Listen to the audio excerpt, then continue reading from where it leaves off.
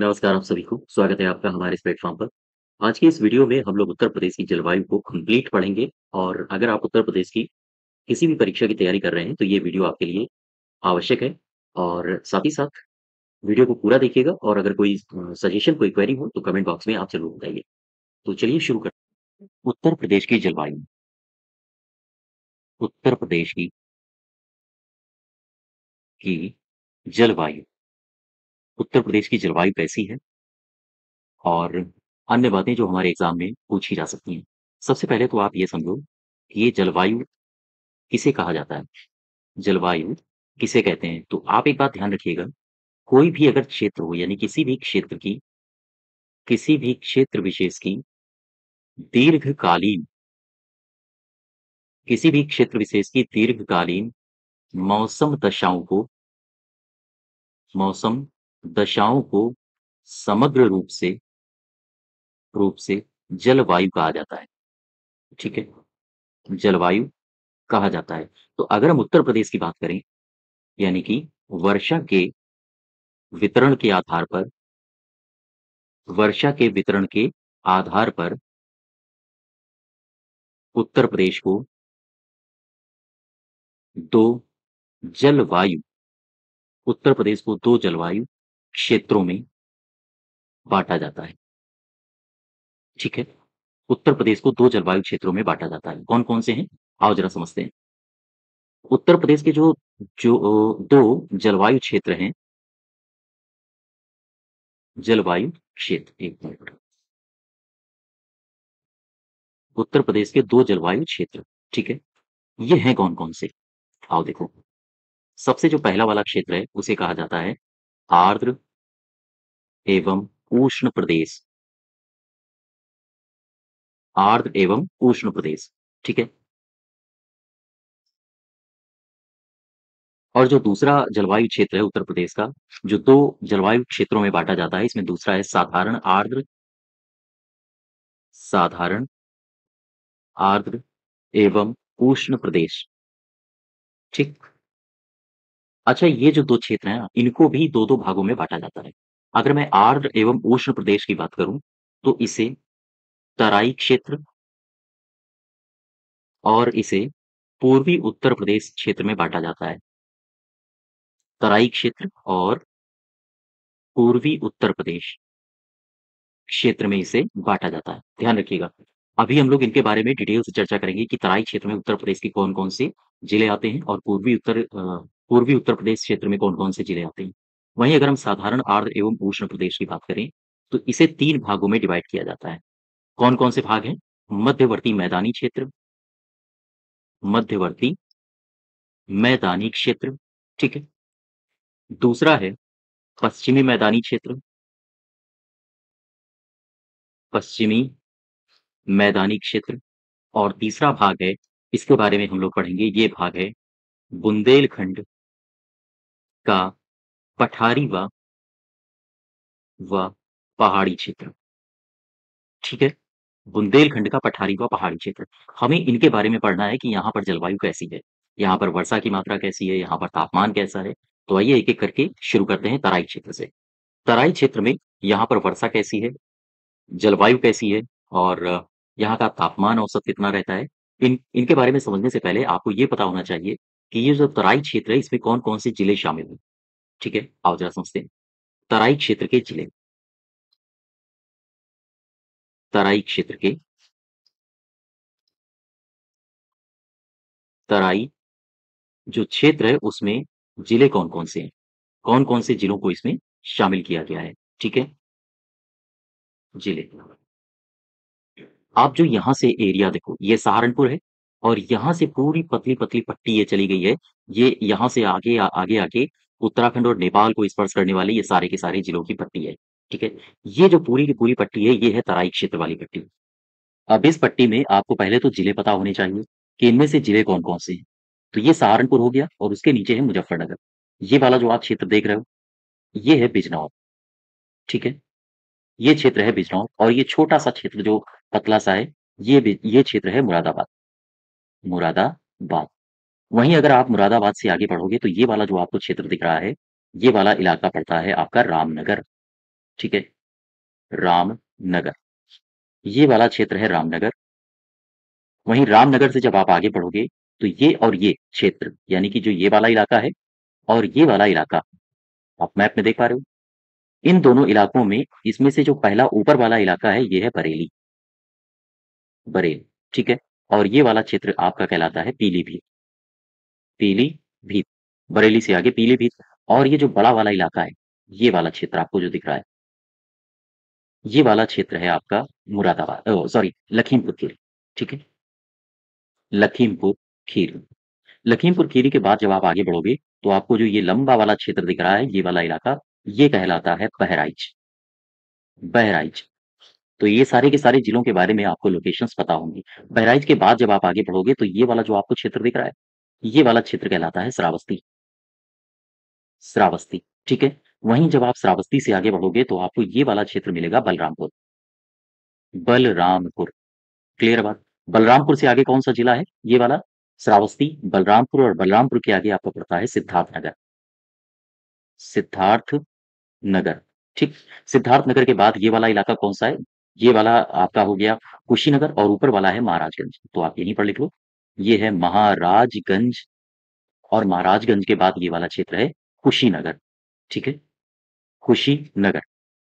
कुशीनगर के बाद जब आप आगे बढ़ोगे तो ये देवरिया आएगा, है ना, ये बलिया आएगा। लेकिन हम इस पट्टी की बात कर रहे हैं अभी, चूंकि हमें तराई क्षेत्र देखना है। तो तराई क्षेत्र में कौन कौन से आपके जिले शामिल हो जाते हैं, आइए जरा इनकी एक लिस्ट बना लेते हैं। ये जो आप पतली पतली सी पट्टी देख रहे हो ना, ये सारे के सारे तराई जिलों वाली पट्टी है। तो आप समझो ऐसे, सबसे पहले बिजनौर। अब मुरादाबाद को जब आप देखोगे तो मुरादाबाद का दो पार्ट में इसको डिवाइड करोगे। तराई क्षेत्र में इसका उत्तरी वाला पार्ट पड़ता है, यानी कि आप लिख सकते हो कि उत्तरी मुरादाबाद, ठीक है, उत्तरी मुरादाबाद। इसके बाद आपका हो गया रामपुर।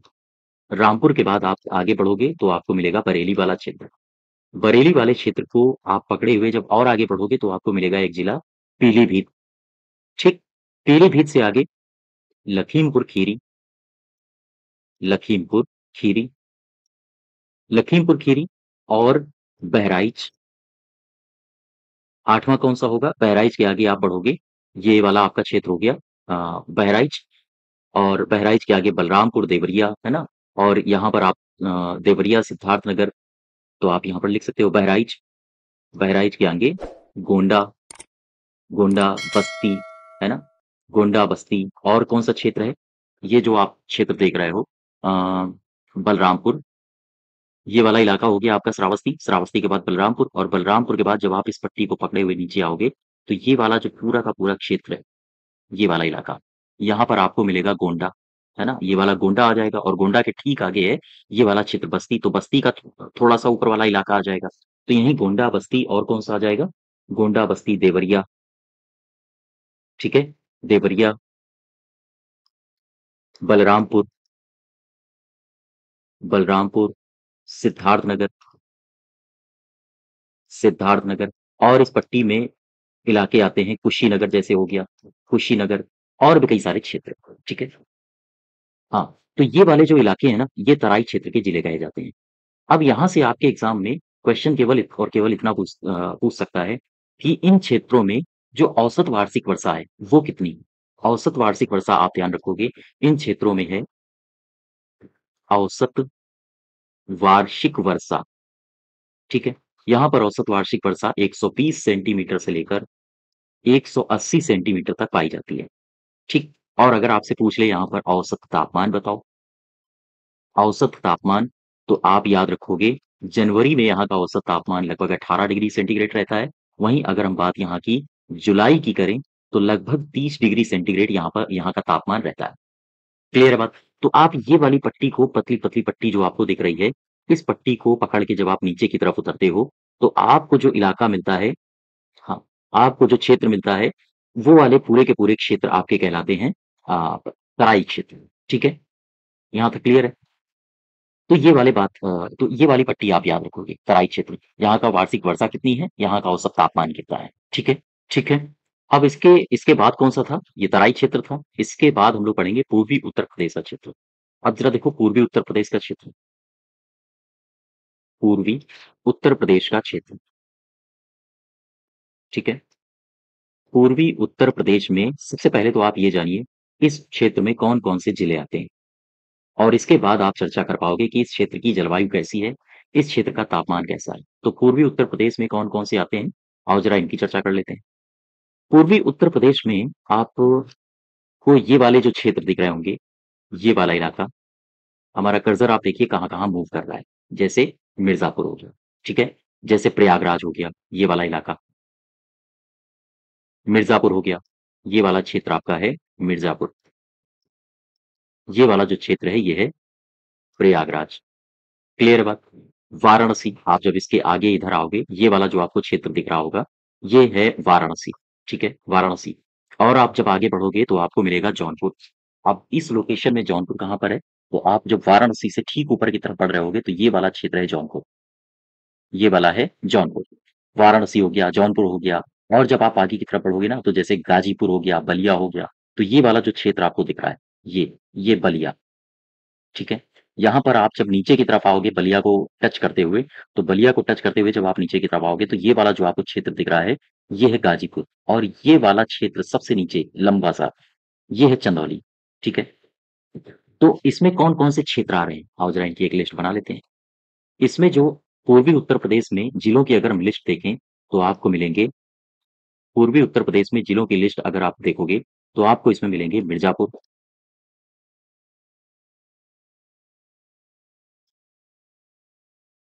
मिर्ज़ापुर, ठीक है? मिर्ज़ापुर, प्रयागराज आपको मिलेगा, वाराणसी, ठीक, जौनपुर, गाजीपुर, बलिया, तो ये वाले जो आपको क्षेत्र दिख रहे हैं ना, गाजीपुर हो गया, बलिया हो गया, आप जब आगे बढ़ोगे इधर की तरफ तो आपको मिलेगा आजमगढ़, आजमगढ़, है ना? अयोध्या, बाराबंकी, बाराबंकी, आपको मिलेगा सीतापुर, सीतापुर, शाहजहाँपुर का उत्तरी क्षेत्र या हम कहें उत्तरी शाहजहाँपुर, शाहजहाँपुर।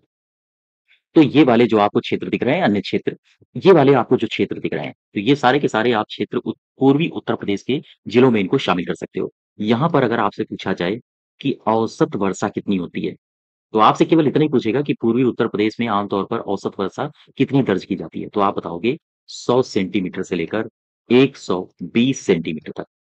ठीक है? क्लियर है बात? अच्छा ये सीतापुर, उत्तरी शाहजहाँपुर जब आप इधर की तरफ आओगे, पूर्वी उत्तर प्रदेश में, तो ये जो जैसे आप ये वाला क्षेत्र देख रहे होगे, मैं इंक बदल दूँ, ये वाला जो आप क्षेत्र देख रहे होगे, लखीमपुर खीरी से जब आप नीचे की तरफ आओगे, ये वाला इलाका, ठीक है? ये वाला इलाका आपका सीतापुर कहलाता है। सीतापुर के बाद जब आप सीतापुर से नीचे की तरफ आओगे, तो जो ये वाला क्षेत्र है, ये वाला क्षेत्र आपका लखनऊ कहलाता है। और लखनऊ से आगे जब आप बढ़ोगे तो ये वाला इलाका जैसे आपका बाराबंकी है ना? बाराबंकी हो गया और बाराबंकी के आगे ये वाला क्षेत्र तो आपको मैंने बता दिया था, बहराइच है। वहीं अगर आप इधर हरदोई है और जब ऊपर की तरफ बढ़ोगे तो ये वाला क्षेत्र आपका शाहजहाँपुर है, ठीक है? तो उत्तरी शाहजहाँपुर का क्षेत्र भी इसमें आ जाता है।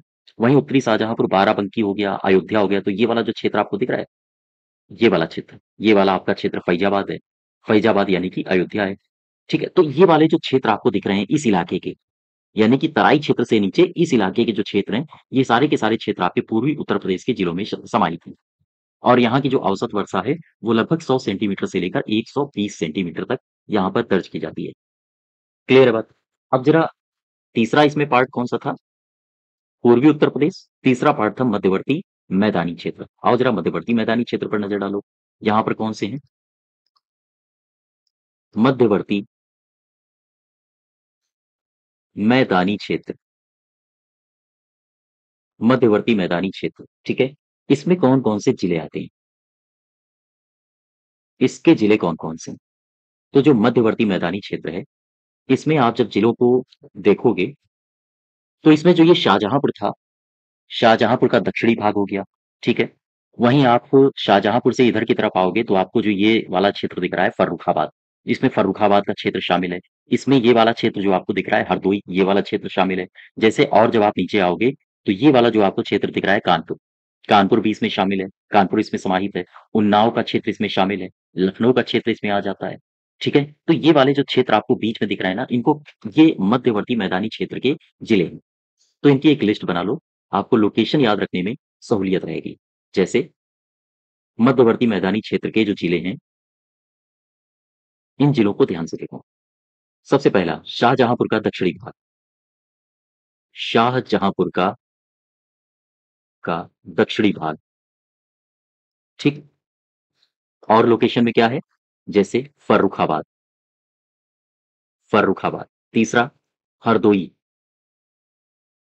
और इसी क्षेत्र में आप इस क्षेत्र को शामिल कर सकते हो, कानपुर, ठीक है? कानपुर के ठीक बगल में आप यहाँ पर आओगे, तो आपको मिलेगा उन्नाव, कानपुर के ठीक बगल में है आपका उन्नाव। और उन्नाव के आगे जब आप बढ़ोगे, तो आपको जब इधर की तरफ बढ़ोगे पूर्व दिशा की ओर, तो आपको मिलेगा लखनऊ, ठीक है? मध्यवर्ती मैदानी क्षेत्र में शामिल समाहित किया जाता है। वहीं लखनऊ के बाद आपको मिलेगा सुल्तानपुर, ठीक? सुल्तानपुर आपको क्षेत्र एक देखने को मिलेगा।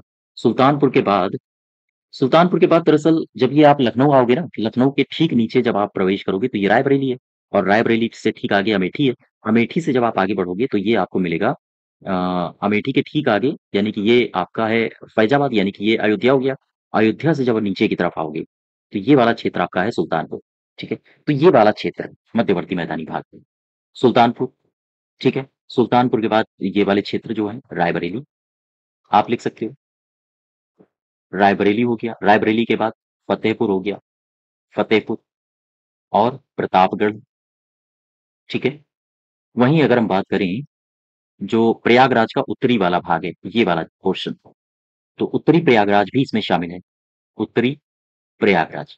तो हो सकता है आपको अलग-अलग सोर्सेस में अलग-अलग जिलों का लोकेशन मिल जाए, लेकिन जो कुल मिला के मेजर जो बात है, वो ये वाले क्षेत्र जो भी हैं, ये वाले क्षेत्र जो भी हैं, ये सारे के सारे क्षेत्र आपके आते हैं मध्यवर्ती मैदानी क्षेत्र में, ठीक है?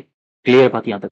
तो आपको हो सकता है 2-4 जिले किसी और क्षेत्र में मिल जाएँ, या 1-2 जिले किसी अन्य क्षेत्र में मिल जाएँ। तो ये मेजर बात आप ध्यान रखिएगा। मैं एक तरह से आपको लोकेशंस बता रहा हूँ बाँट के, कि ये वाला जो पट्टी आपको दिखी, ये तराई क्षेत्र की हो गई। ये वाली जो आपको पट्टी दिख रही है, ये वाली पूर्वी उत्तर प्रदेश वाली पट्टी है, और ये वाला जो आपको बृहद क्षेत्र दिख रहा है, ये मध्यवर्ती मैदानी भाग है। ठीक है? और आपको पश्चिमी मैदानी क्षेत्र, अभी इसके बाद हम लोग पढ़ेंगे वो कौन-सा इलाका है। तो एक मोटा-मोटा आइडिया आप अपने दिमाग में रख सकते हो।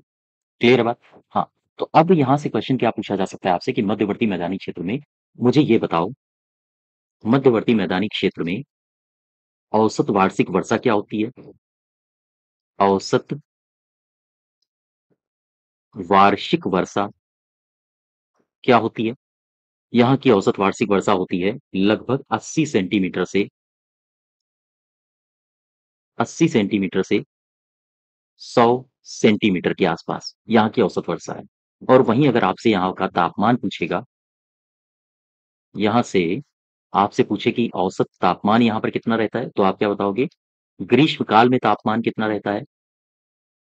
ठीक है, औसत तापमान लगभग ग्रीष्मकाल में यहाँ का जो औसत तापमान है वो 44 डिग्री सेंटीग्रेड रहता है, और वहीं शीतकाल का यहाँ का तापमान रहता है 15 से लेकर 16 डिग्री सेंटीग्रेड।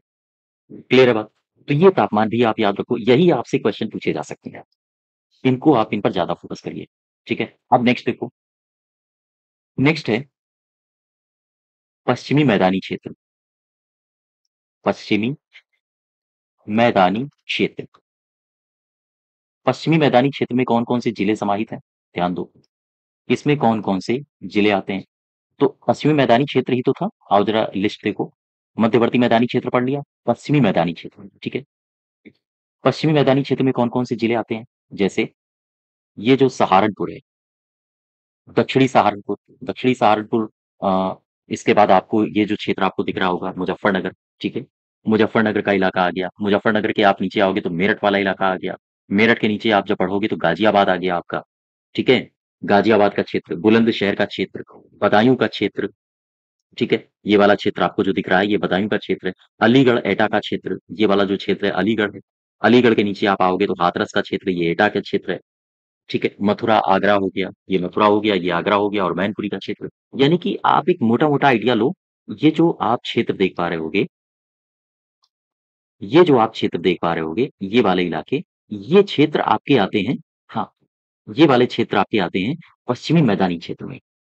बात समझ पा रहे हो आप? ठीक है? और यहाँ पर आप देखो फर्रुखाबाद तक कौन-सा क्षेत्र शामिल था? मध्यवर्ती मैदानी क्षेत्र। और इसके आप जब ठीक ऊपर जाओगे तो पश्चिमी मैदानी क्षेत्र यहाँ पर शामिल हो जाते हैं। तो कुल मिला के आपका कहने का आशय क्या है? ये वाली जो पट्टी है, ये वाली तराई क्षेत्र वाली पट्टी है, ठीक? ये वाला जो इलाका हो गया, ये वाला जो इलाका हो गया, ये वाला क्षेत्र, ये वाला पूर्वी उत्तर प्रदेश वाला क्षेत्र हो गया। फिर वहीं अगर हम बात करें, ये वाला क्षेत्र, ये वाला मध्यवर्ती मैदानी क्षेत्र हो गया, है ना? और इसके बाद जब आप आगे बढ़ोगे, आप आगे बढ़-चढ़ के बात करते हो, तो जो ये वाला क्षेत्र है, ये वाला इलाका, ये पश्चिमी मैदानी क्षेत्र है, ठीक है? इसके बाद जो ये नीचे वाला क्षेत्र आपको दिख रहा होगा, ये वाला क्षेत्र है पठारी क्षेत्र में आ जाता है। बात समझ पा रहे हो? क्लियर है बात?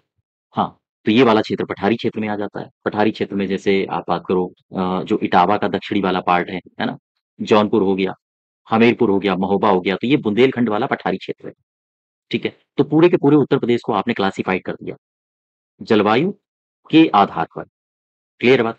तो अब आप यहाँ पर वापस आओ, पश्चिमी मैदानी क्षेत्र में कौन-कौन से जिले समाहित हैं? आओ ज़रा इन क्षेत्र के जिलों की एक हल्की-सी झलक ले लेते हैं। पश्चिमी मैदानी क्षेत्र में जैसे आपको मिलेगा दक्षिणी सहारनपुर, दक्षिणी सहारनपुर, ठीक? और कौन-कौन से क्षेत्र हैं? और जब आप नीचे की तरफ आओगे, मैं इसको इरेज़ कर देता हूँ, ताकि आप समझ पाओ। दक्षिणी सहारनपुर और नीचे की तरफ जब आप आओगे, तो ये वाला जो क्षेत्र आपको दिख रहा है, ये वाला इलाका, ये है मुरादाबाद।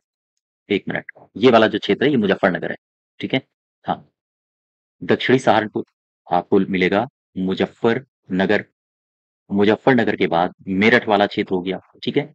गाज़ियाबाद के आस-पास का क्षेत्र हो गया, गाज़ियाबाद।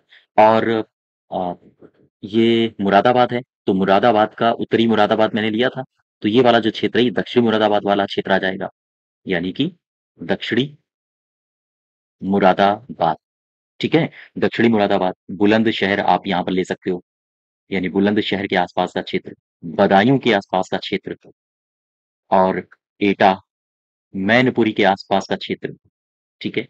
आगरा, मथुरा के आस-पास का क्षेत्र।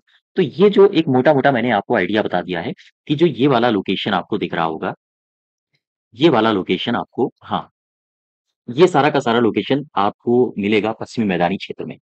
अब क्वेश्चन ये आता है कि जो पश्चिमी मैदानी क्षेत्र है, इस क्षेत्र में बारिश कैसी होती है? यहाँ पर शीत ऋतु में कभी-कभी बारिश आपको देखने को मिलती है। तो क्वेश्चन यहाँ से पूछे जाते हैं। लोकेशन आप अपने दिमाग में रखिए और लोकेशन के अलावा जो प्रश्न बनते हैं आपके एग्ज़ाम में, उनको भी आप, हाँ, दिमाग में रखते हुए चलिए। तो आओ ज़रा समझ लेते हैं, इसकी बारिश कैसे होती है? यहाँ का औसत तापमान क्या है? देखो, ये जो पश्चिमी मैदानी क्षेत्र है, पश्चिमी मैदानी क्षेत्र, पश्चिमी मैदानी क्षेत्र में औसत वर्षा कितनी होती है? औसत वर्षा, ध्यान रखिएगा, यहाँ की जो औसत वर्षा है, ये 65 सेंटीमीटर से लेकर 80 सेंटीमीटर वार्षिक होती है, ठीक? शीत ऋतु में, शीत ऋतु में कभी-कभी होता क्या है, कभी-कभी इस क्षेत्र में, शीत ऋतु में कभी-कभी इस क्षेत्र में पश्चिमी विक्षोभ, आपने पढ़ा होगा, पश्चिमी विक्षोभ के द्वारा इस क्षेत्र में बारिश होती है, ठीक है?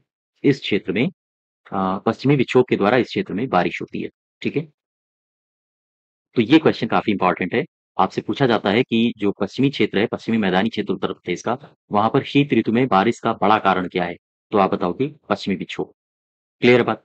अच्छा, एक बात समझो, ये जो पश्चिमी मैदानी क्षेत्र है, यहाँ पर इस क्षेत्र में जब पूर्व से पश्चिम की ओर जब आप आओगे, इस क्षेत्र में जब आप इस डायरेक्शन में आओगे, पूर्व से पश्चिम दिशा में, ठीक है? पूर्व से पश्चिम दिशा की ओर, यहाँ पर बारिश थोड़ी-सी बदलाव आ जाता है। इस क्षेत्र में, इस क्षेत्र में पूर्व से पश्चिम की ओर जाने पर वर्षा की मात्रा कम पाई जाती है। ठीक है, बात समझ पाए? तो इस क्षेत्र में जाने पर वर्षा की मात्रा आपको कम देखने को मिलती है। जैसे-जैसे आप मथुरा साइड की तरफ जाओगे, तो मथुरा साइड की तरफ जाने पर आपको बारिश कम होती मिलेगी। ठीक है? हाँ, अब इसके बाद जो आपका नेक्स्ट टॉपिक है, वो है बुंदेलखंड का पहाड़ी व पठारी क्षेत्र। बुंदेलखंड का पहाड़ी व पठारी क्षेत्र। अब देखो बुंदेलखंड का पहाड़ी व पठारी क्षेत्र, जो आपको ये वाली लोकेशन देखने को मिलेगी, ये वाले क्षेत्र, जैसे ललितपुर, झांसी, है ना? महोबा, बांदा, चित्रकूट, ये वाले जो आपको क्षेत्र देखने को मिलेंगे, ये वाले सारे के सारे क्षेत्र हैं बुंदेलखंड के पठारी क्षेत्र। आप कह सकते हो बुंदेलखंड के पहाड़ी क्षेत्र। हमीरपुर हो गया, ठीक है? आपका जालौन हो गया, तो ये वाला पूरा लोकेशन। तो अब इसमें कौन-कौन से जिले आते हैं, एक झलक इनकी देख लेते हैं। इनमें कौन-कौन से जिले आएँगे, ये वाले सारे क्षेत्र जैसे ललितपुर हो गया, ललितपुर, ठीक है? झांसी हो गया, बांदा हो गया, आपका हमीरपुर हो गया, ठीक? हमीरपुर। हमीरपुर के अलावा भी कई सारे हैं जैसे महोबा, जालौन, महोबा, जालौन, जालौन के अलावा चित्रकूट आपको देखने को मिलेगा, इसी क्षेत्र में है चित्रकूट। और ये जो इटावा है, आगरा, आगरा के जब आप ठीक नीचे आओगे इटावा, तो जो इटावा का दक्षिण वाला भाग है, ठीक है? इटावा का दक्षिण वाला भाग वो भी इसी क्षेत्र में आता है, ये वाला क्षेत्र, ठीक है? इटावा का दक्षिण वाला भाग यानी कि आप कह सकते हो दक्षिणी इटावा, दक्षिणी इटावा। ये वाले सारे के सारे क्षेत्र आते हैं बुंदेलखंड के इलाके में, यानी बुंदेलखंड के पहाड़ी व ये पठारी क्षेत्र हैं। यहाँ पर आपके एग्जाम में क्वेश्चन बनता है कि इनका जो औसत तापमान होता है वो कितना होता है? औसत वर्षा यहाँ पर कितनी होती है? इनसे।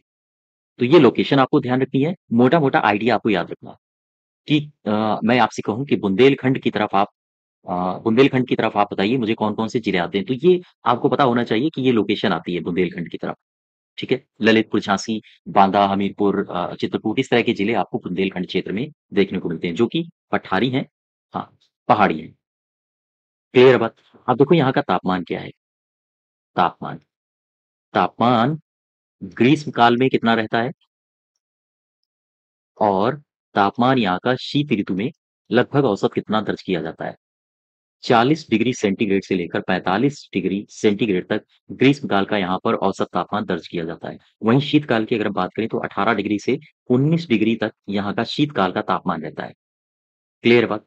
वहीं अगर हम औसत वर्षा की बात करें, ये जो बुंदेलखंड का क्षेत्र है, मैं बुंदेलखंड की बात कर रहा हूँ, बुंदेलखंड का पहाड़ी क्षेत्र या फिर पठारी क्षेत्र, ठीक है? यहाँ पर अगर हम बात करें औसत वर्षा की, वर्षा औसत यहाँ पर कितनी है? लगभग 80 सेंटीमीटर से लेकर 100 सेंटीमीटर तक यहाँ की औसत वर्षा है। 100 सेंटीमीटर तक यहाँ की औसत वर्षा है, ये रिकॉर्ड की जाती है। और पूर्व से पश्चिम की ओर जाने पर जो वर्षा की मात्रा है, वो धीरे-धीरे कम होती जाती है। एक जो बुंदेलखंड का एक जो मेजर बात है, वो ये है कि जब जैसे-जैसे आप पूर्व से पश्चिम की ओर जाएँगे, पूर्व से पश्चिम की ओर जाने पर वर्षा की मात्रा कम होती जाती है, कम होती जाती है। ठीक है, ध्यान रखोगे। तो ये लोकेशंस हैं, हाँ, बुंदेलखंड क्षेत्र की और इसमें ये मेजर बातें हैं जो आपको याद रखनी है। हालाँकि अगर देखा जाए तो यही बातें आपको याद रखनी होती हैं कि यहाँ का औसत तापमान क्या है और यहाँ का अ, औसत वर्षा क्या है यहाँ की, ठीक है? यहाँ तो क्लियर हो गया। अब ज़रा एक बात समझो, अगर मैं बात ऋतुओं की करें अगर मैं बात ऋतुओं की करूँ, तो उत्तर प्रदेश में ऋतुएँ होती हैं। ग्रीष्मकाल की ऋतु, शीत ऋतु, वर्षा ऋतु। तो ऋतुएँ भारत के अन्य भागों में भी होती हैं। तो जैसे भारत के अन्य क्षेत्रों में एक समान ऋतुएँ पाई जाती हैं, उसी के समान ही उत्तर प्रदेश में भी ऋतुएँ पाई जाती हैं। कौन-कौन सी? ग्रीष्म ऋतु, वर्षा ऋतु और शीत ऋतु। तो इनका प्रभाव उत्तर प्रदेश में कैसे पड़ता है? उत्तर प्रदेश इनसे कैसे प्रभावित होता है? और ये उत्तर प्रदेश को कैसे प्रभावित करती हैं ऋतुएँ?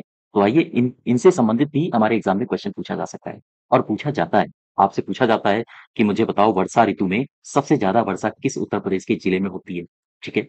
सबसे ज़्यादा वर्षा उत्तर प्रदेश में किन महीनों में होती है? तो यहाँ से क्वेश्चन हमारी परीक्षाओं में पूछे जाते हैं। तो ये वाला सेगमेंट भी कंप्लीट कर लेते हैं। उत्तर प्रदेश में उत्तर प्रदेश में ऋतुएँ, ठीक? उत्तर प्रदेश में जैसे अन्य क्षेत्रों में भारत के 3 ऋतुएँ पाई जाती हैं, ठीक उसी प्रकार उत्तर प्रदेश में भी 3 ऋतुएँ हमें देखने को मिलती हैं। कौन-कौन सी हैं? सबसे पहली ऋतु, दूसरी ऋतु और तीसरी ऋतु कौन-सी है? सबसे पहली है ग्रीष्म ऋतु। ग्रीष्म ऋतु, ठीक? दूसरी आप पढ़ोगे वर्षा ऋतु और तीसरी आप पढ़ोगे शीत ऋतु, ठीक है?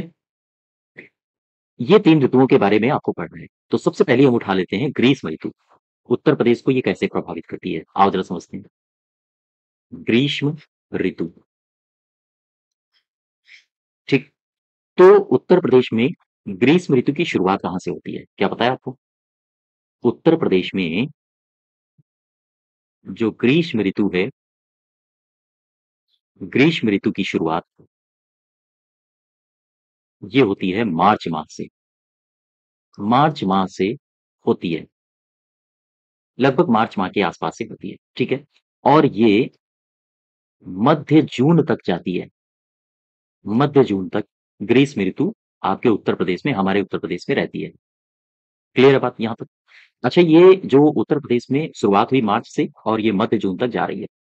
और इस दौरान अगर आपसे ये पूछ दे कि हमारे उत्तर प्रदेश का जो अधिकतम तापमान है, अधिकतम तापमान, ये किन महीनों में आपको देखने को मिलता है? तो याद रखिएगा, जो अधिकतम तापमान है वो आपको मई-जून में देखने को मिलता है। कभी-कभी मई में रिकॉर्ड किया जाता है, कभी-कभी जून में रिकॉर्ड किया जाता है। तो मई-जून में, हालाँकि आम तौर पर ये जून में ज़्यादा रिकॉर्ड होता है। तो उत्तर प्रदेश का जो अधिकतम तापमान है, वो आपको जून के महीने में देखने को मिलता है। ठीक है? यहाँ तक क्लियर हुआ? अच्छा, प्रदेश में औसत अधिकतम तापमान अभी तक कितना पहुँचा है? मैं औसत की बात कर रहा हूँ, मैं मैक्सिमम की बात नहीं कर रहा हूँ। औसत अधिकतम तापमान यहाँ पर देखने को मिलता है लगभग 36 से लेकर 40 डिग्री सेंटीग्रेड तक। तो याद रखिएगा, आपसे पूछा जा सकता है कि प्रदेश में औसत औसत अधिकतम तापमान इसकी रेंज क्या है? ये कहाँ से कहाँ तक हमें देखने को मिलता है? तो याद रखिएगा, 36 डिग्री सेंटीग्रेड से लेकर 39 डिग्री सेंटीग्रेड तक ये औसत तापमान हमें उत्तर प्रदेश में देखने को मिलता है ग्रीष्म काल में, ठीक है? वहीं औसत न्यूनतम तापमान की अगर हम बात करें उत्तर प्रदेश में, औसत न्यूनतम तापमान ये कितना देखने को मिलता है? 21 डिग्री सेंटीग्रेड से लेकर लगभग 23 डिग्री सेंटीग्रेड तक हमें औसत न्यूनतम तापमान देखने को मिलता है, ठीक है? उत्तर प्रदेश की एक खास बात है। उत्तर प्रदेश की खास बात क्या है? दरअसल जो उत्तर प्रदेश में सबसे गर्म महीने होते हैं मई और जून। तो मई और जून के महीनों में तीव्र गति से मई और जून के महीनों में तीव्र गति से शुष्क एवं गर्म पश्चिमी हवाएं चलती हैं। हवाएं चलती हैं, ठीक है? पश्चिमी हवाएं चलती हैं और इन्हीं हवाओं को कहा जाता है लू। याद रखिएगा, उत्तर प्रदेश में लू कब चलती है? तो मई और जून के महीनों में जो तीव्र गर्म महीने होते हैं और यहीं पर तेज गति से शुष्क एवं गर्म पश्चिमी हवाएं चलती हैं, इन्हीं हवाओं को लू कहा जाता है। आप समझ पा रहे हो? वहीं अगर हम आगरा की बात करें, झांसी की बात करें, तो याद रखिएगा, जो झांसी का क्षेत्र है, बुंदेलखंड वाला इलाका है झांसी, और आगरा का जो अ, इटावा वाला जो दक्षिणी पार्ट है, इटावा से टच होता है आगरा, ठीक है? तो ये वाले जो इटावा का दक्षिणी पार्ट है, उसको भी बुंदेलखंड क्षेत्र में रखा जाता है। तो वहीं अगर हम झांसी व आगरा की बात करें, झांसी व आगरा में सर्वाधिक गर्मी पड़ती है। गर्मी पड़ती है, जबकि सबसे कम गर्मी सबसे कम गर्मी बरेली में पड़ती है। बात समझ पा रहे हो? हाँ, तो गर्मी के माहौल में यानी गर्मी के मौसम में ये सारी जानकारियाँ हैं जो आपको पता होनी चाहिए उत्तर प्रदेश के संबंध में, ठीक है? हालाँकि बांदा में भी तीव्र तापमान दर्ज किया जाता है। तो ख़ैर आइए अब आगे बढ़ते हैं। नेक्स्ट ऋतु है वर्षा ऋतु। वर्षा ऋतु, ठीक है? वर्षा ऋतु देखो उत्तर प्रदेश में कैसे-कैसे प्रभाव डालती है। उत्तर प्रदेश में जो वर्षा ऋतु का आगमन है, उत्तर प्रदेश में यानी कि प्रदेश में जो वर्षा ऋतु है, ये कब प्रवेश करती है? तो याद रखिए जून के मध्य से लेकर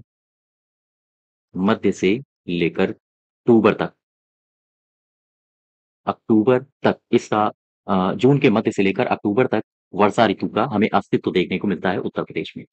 जून के मध्य से लेकर अक्टूबर तक। वहीं अगर हम सबसे ज़्यादा बारिश की बात करें, तो आपको ये जुलाई और अगस्त में जुलाई और अगस्त में देखने को मिलती है। यानी हम कह सकते हैं कि जुलाई और अगस्त में सर्वाधिक बारिश होती है। ठीक है? ये आप याद जुलाई और अगस्त में सबसे ज़्यादा बारिश होती है।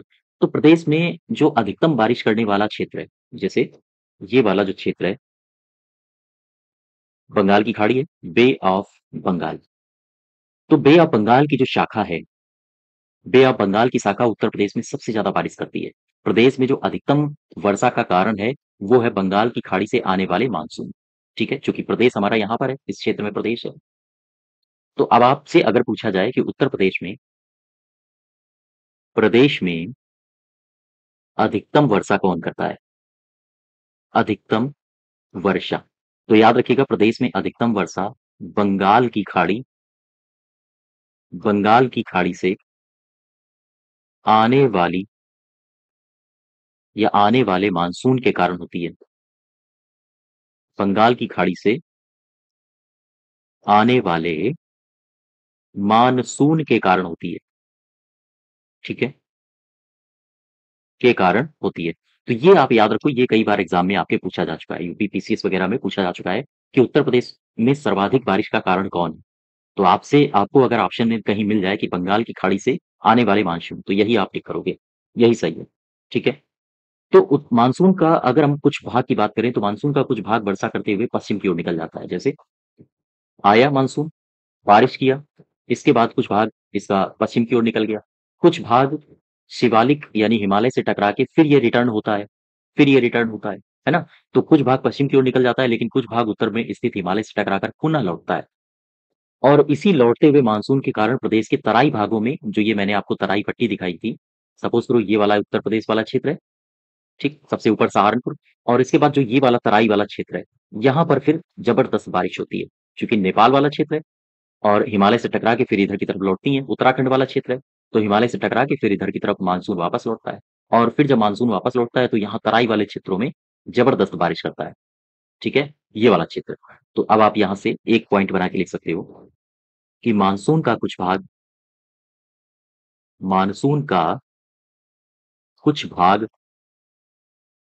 वर्षा करते हुए वर्षा करते हुए पश्चिम की ओर निकल जाता है। ठीक? और कुछ भाग उत्तर में कुछ भाग उत्तर में स्थित हिमालय से टकराकर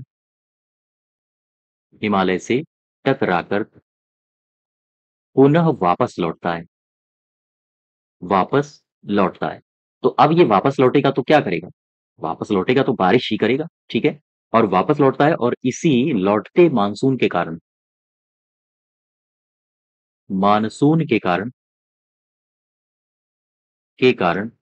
प्रदेश में, हमारे उत्तर प्रदेश में जो तराई क्षेत्र हैं, उत्तर प्रदेश में तराई क्षेत्रों में प्रचुर बारिश होती है। ठीक है? तो उत्तर प्रदेश में प्रचुर बारिश का कारण कौन बनता है? प्रचुर बारिश का वाहक कौन बनता है? यही है, जो हिमालय से टकरा के वापस आता है, मानसून वो। ठीक है? और यहाँ से आप 2-3 बातें एक्स्ट्रा याद रखोगे, जो कि आपके एग्ज़ाम में पूछी जाती हैं। अगर आपसे पूछा जाए कि मुझे बताओ, जो वर्षा ऋतु में प्रदेश का औसत तापमान कितना रहता है? प्रदेश का औसत तापमान कितना रहता है? मैं उच्चतम की बात कर रहा हूँ। ठीक है? तो याद रखोगे, आप बताओगे 32 डिग्री से लेकर 34 डिग्री सेंटीग्रेड तक। ये तो पहली बात हो गई। दूसरी इंपॉर्टेंट बात क्या है? अगर आपसे पूछा जाए कि उत्तर प्रदेश में वर्षा काल में औसत न्यूनतम तापमान कितना रहता है, तो आप क्या बताओगे? 25 डिग्री सेंटीग्रेड पर। ठीक। अच्छा, उत्तर प्रदेश में सबसे ज्यादा बारिश कहाँ होती है, सबसे कम बारिश कहाँ होती है, इसको हम लोग आगे देखेंगे जब हम लोग उत्तर प्रदेश में वर्षा के वितरण को पढ़ रहे होंगे। ठीक है। अभी एक ऋतु और खत्म कर लेते हैं, शीत ऋतु। शीत ऋतु। शीत ऋतु की अगर हम बात करें तो उत्तर प्रदेश में कब से प्रवेश होता है, तो प्रदेश में, याद रखोगे आप, प्रदेश में शीत ऋतु का प्रवेश, ऋतु का प्रारंभ, ये प्रारंभ होता है नवंबर से। प्रारंभ नवंबर से होता है, या नवंबर से होकर फरवरी तक रहता है। ठीक है। तो शीत ऋतु नवंबर से लेकर फरवरी। अच्छा, नवंबर से लेकर फरवरी तक शीत ऋतु है।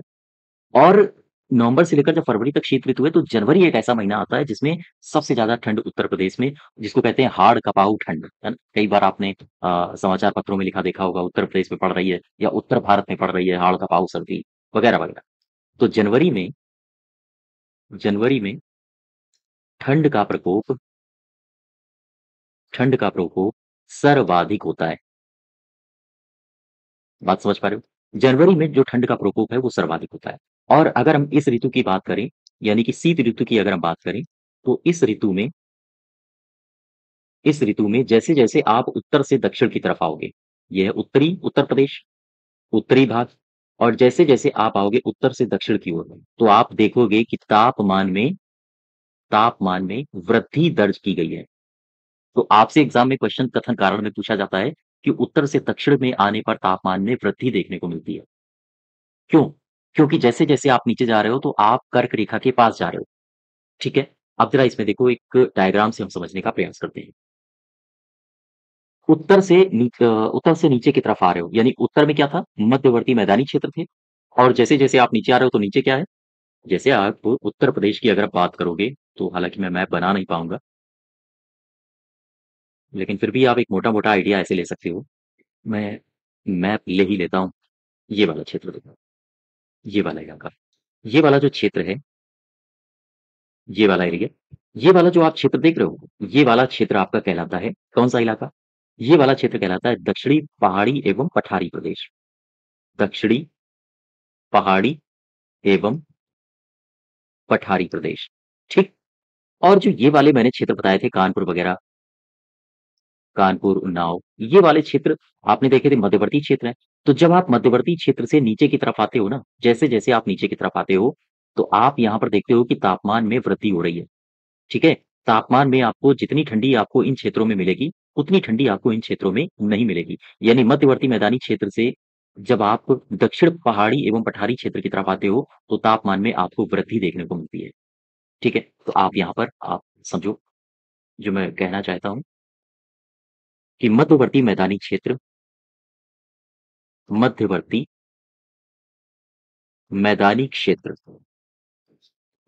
मैदानी क्षेत्र से जब आप जाते हो नीचे की तरफ, यानी कि दक्षिणी पहाड़ी एवं पठारी प्रदेश में, ठीक, तो आप क्या पाते हो, आप पाते ये हो कि जैसे जैसे आप ऊपर से नीचे आ रहे हो, आप तापमान में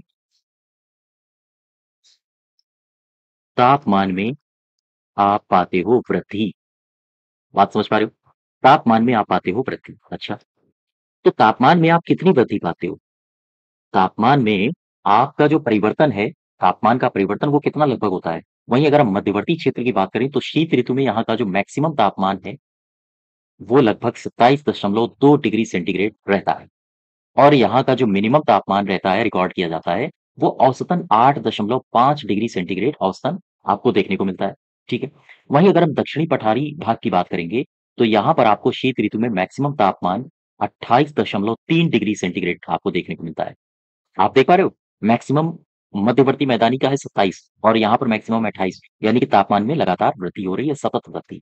वहीं अगर हम मिनिमम की बात करें, तो आपको देखने को मिलता है यहाँ पर 13.3 डिग्री सेंटीग्रेड और यहाँ पर 8, साढ़े 8।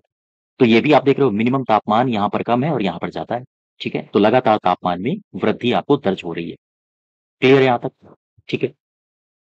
अच्छा, वहीं अगर आप तापांतर की बात करूँ तो तापांतर भी अलग-अलग है, लेकिन ख़ैर वो बातें आप वहाँ तक मत जाओ। जैसे अगर हम बात करें पश्चिमी जो मैदानी क्षेत्र का तापांतर है, वो लगभग 16 डिग्री सेंटीग्रेड पाया जाता है, तो वहाँ तक आप अ, जाने की कोई औचित्य नहीं है। एग्ज़ाम में क्वेश्चंस नहीं बनेंगे, ठीक है? एग्ज़ाम में क्वेश्चंस वहाँ से नहीं बनाए जाते हैं, तापांतर। अच्छा, नोट में एक बात याद रखो आप, शीत ऋतु में याद रखिएगा, शीतकाल में जो पश्चिमी उत्तर प्रदेश में पश्चिमी उत्तर प्रदेश में 10 सेंटीमीटर से भी अधिक वर्षा दर्ज की जाती है। ये बड़ी बात है। अधिक वर्षा होती है या दर्ज की जाती है। ठीक है? शीतकाल में पश्चिमी उत्तर प्रदेश में 10 सेंटीमीटर से भी अधिक वर्षा दर्ज की जाती है। इसको याद रखिएगा। अच्छा, ये जो वर्षा होती है, ये इसका कारण क्या है? इस वर्षा का ये क्यों होती है? याद रखिएगा, इसका कारण है भूमध्य सागरीय चक्रवात। तो भूमध्य सागरीय चक्रवातों के कारण पश्चिमी उत्तर प्रदेश में वर्षा होती है और ये वर्षा क्या करती है?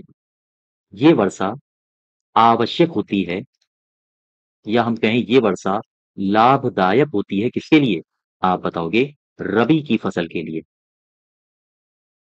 रबी की फसल के लिए। ठीक है? बात समझ पाए?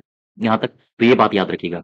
अपने पश्चिमी उत्तर प्रदेश में जो शीत ऋतु में वर्षा होती है, शीतकाल में, वो किसका कारण है? उसका कारण क्या है? भूमध्य सागरीय चक्रवात और ये जो वर्षा होती है, ये आमतौर पर रबी की फसल के लिए काफ़ी लाभदायक होती है। यहाँ तक क्लियर हुआ? अब ज़रा एक बात समझो।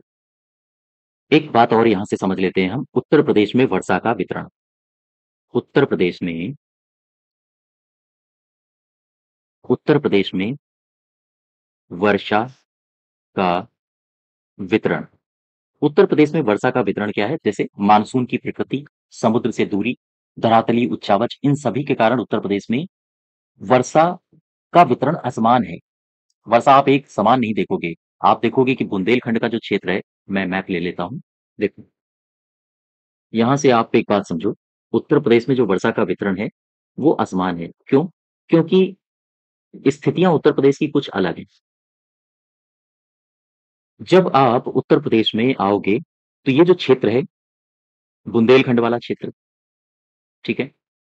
ये जो क्षेत्र है, ये बुंदेलखंड वाला क्षेत्र है, ये वाला इलाका, बुंदेलखंड का क्षेत्र।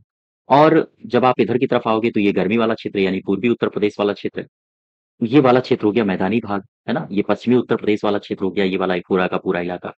तो यहाँ पर आप देख पा रहे हो मानसून की प्रकृति हो या समुद्र से दूरी हो, ये नीचे से आप मध्य प्रदेश इधर गोवा है और इधर गुजरात है। जैसे आप उत्तर प्रदेश का मैप देखोगे, तो गोवा, महाराष्ट्र यहाँ पर है और इसके बाद जब आप इस दिशा में जाओगे तो उत्तर प्रदेश पड़ेगा। तो समुद्र से दूरी होना, धरातलीय उच्चावच होना, कहीं ऊँचाई है, कहीं नीचाई है। तो ये कई कारण हैं जिसके कारण उत्तर प्रदेश में वर्षा का वितरण असमान रहता है, समान नहीं है। अच्छा, तो फिर औसत वर्षा का वितरण है कैसे उत्तर प्रदेश में? आओ ज़रा समझते हैं। यहाँ से आपके परीक्षा में क्वेश्चंस पूछे जा सकते हैं।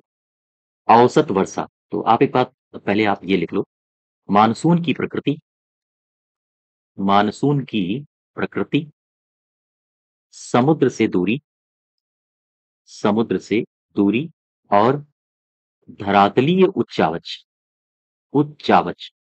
हालाँकि ये स्टेटमेंट बना के क्वेश्चंस पूछे जाते हैं, इसलिए आपको आवश्यक है कि ये सारी बातें आपको पता हों। धरातलीय उच्चावच आदि के कारण प्रदेश में वर्षा का वितरण असमान है। ठीक है? क्या कारण है वर्षा के वितरण का असमान होना? ये कारण है। मानसून की प्रकृति यहाँ पर, समुद्र से दूरी और धरातलीय उच्चावच, ये सारे के सारे कारण बनाते हैं कि हमारे उत्तर प्रदेश में वर्षा का वितरण एक समान ना रहे। तो यहाँ पर औसत वर्षा होती कितनी है? औसत वर्षा, आओ ज़रा समझो। औसत वर्षा यहाँ पर ऐसे समझो, ये वाला एक क्षेत्र है, जब आप इधर की तरफ जाओगे, तो एक क्षेत्र मिलेगा और जब आप इधर की तरफ जाओगे, तो एक क्षेत्र मिलेगा। फिर आप जब नीचे की तरफ आओगे, तो एक क्षेत्र मिलेगा। अच्छा, इधर की तरफ जब दिशा में जाओगे, तो आपको मिलेगा पूर्वी मैदानी क्षेत्र। पूर्वी मैदानी क्षेत्र। पूर्वी मैदानी क्षेत्र में कौन-कौन से इलाके आते हैं, मैंने आपको मोटा-मोटा आइडिया दे दिया, ठीक है? हाँ, तो पूर्वी मैदानी क्षेत्र में जब आप जाओगे तो यहाँ पर जो औसत वर्षा होती है वो होती है लगभग 112 सेंटीमीटर वार्षिक। ठीक। और जब आप जाओगे दक्षिण में क्या है? दक्षिण में है पठार। इससे पहले देखो आप, ये वाला जो क्षेत्र है, कुशीनगर, है ना? ये वाला जो पूरा का पूरा क्षेत्र है, गाजीपुर, ये वाला क्षेत्र है पूर्वी उत्तर प्रदेश। और जब नीचे की तरफ आओगे तो ये दक्षिणी पठार है यहाँ पे। तो दक्षिणी पठार में आपको कैसी बारिश देखने को मिलती है? दक्षिणी पठारी क्षेत्र में, दक्षिणी पठारी क्षेत्र में यहाँ पर जो औसत वर्षा आपको देखने को मिलती है, वो लगभग 91 सेंटीमीटर देखने को मिलती है। ये फैक्ट्स पूछे जाते हैं आपके एग्ज़ाम में, इसलिए आप याद रखोगे। ठीक। वहीं अगर जब आप पीछे की तरफ आओगे, पश्चिम की तरफ आओगे, तो ये वाला जो क्षेत्र है पश्चिम की तरफ, यहाँ पर औसत वर्षा कितनी मिलती है देखने को। तो पश्चिमी मैदानी क्षेत्र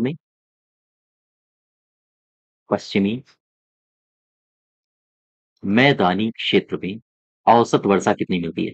लगभग 84 सेंटीमीटर औसत वर्षा देखने को मिलती है। ठीक है? अच्छा, अब आ जाओ मध्य वाला क्षेत्र, जैसे अपना कानपुर वाला क्षेत्र हो गया, मध्य वाला क्षेत्र, ये वाला पूरा का पूरा इलाका, ठीक है? हरदोई हो गया, फर्रुखाबाद हो गया, इन इलाकों में कितनी वर्षा मिलती है? तो याद रखिएगा, मध्यवर्ती मैदानी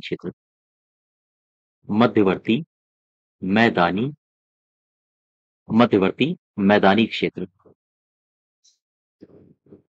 मैदानी क्षेत्र, यहाँ पर कितनी आमतौर पर वर्षा देखने को मिलती है? यहाँ पर आप 94 सेंटीमीटर वर्षा दर्ज करेंगे, औसत। ठीक।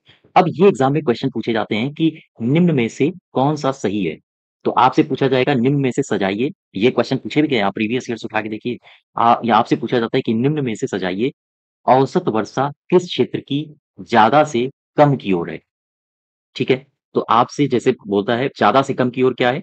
पूर्वी उत्तर प्रदेश पहला ऑप्शन दे देगा, फिर आपको दे देगा मध्यवर्ती मैदानी क्षेत्र ऑप्शन में दे देगा, ठीक है? और फिर आपको दे देगा अ, दक्षिणी पठारी क्षेत्र, या फिर आपको दे देगा, ऐसे समझो, पहला ऑप्शन दे दिया पूर्वी मैदानी क्षेत्र, दूसरा ऑप्शन दे दिया पश्चिमी मैदानी क्षेत्र और तीसरा दे दिया दक्षिणी पठारी क्षेत्र। तो ये गलत हो जाएगा। क्यों?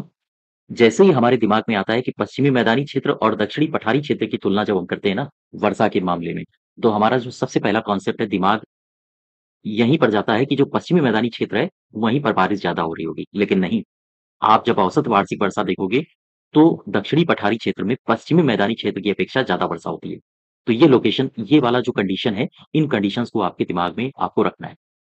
क्लियर है बात? हाँ। नेक्स्ट देखो, राज्य की संपूर्ण वर्षा का याद रखिएगा, ये 3-4 फैक्ट हैं जो आपको पता होने चाहिए।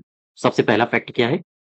राज्य की संपूर्ण वर्षा का 75% से 80% भाग बंगाल की खाड़ी से या बंगाल की खाड़ी की मानसूनी शाखा से होती है। उत्तर प्रदेश में जो बारिश होती है उसका सबसे बड़ा कारण क्या है? बंगाल की खाड़ी की मानसूनी शाखा। दूसरा पॉइंट आप याद रखोगे, राज्य में राज्य में संपूर्ण वर्षा का 83% भाग जुलाई से सितंबर जुलाई से सितंबर में होता है में होता है। शेष भाग गर्मी और जाड़े में होता है। गर्मी और जाड़े में होता है, ये बात याद रखो। उत्तर प्रदेश में सबसे ज्यादा जो बारिश का भाग है, वो कब बरस जाता है? वो बरस जाता है जुलाई से लेकर सितंबर तक। ठीक है? और उत्तर प्रदेश से संबंधित एक अति महत्वपूर्ण बात जो आपके एग्जाम में हमेशा पूछी जाती है, हमेशा याद रखिएगा, उत्तर प्रदेश के मैदानी क्षेत्र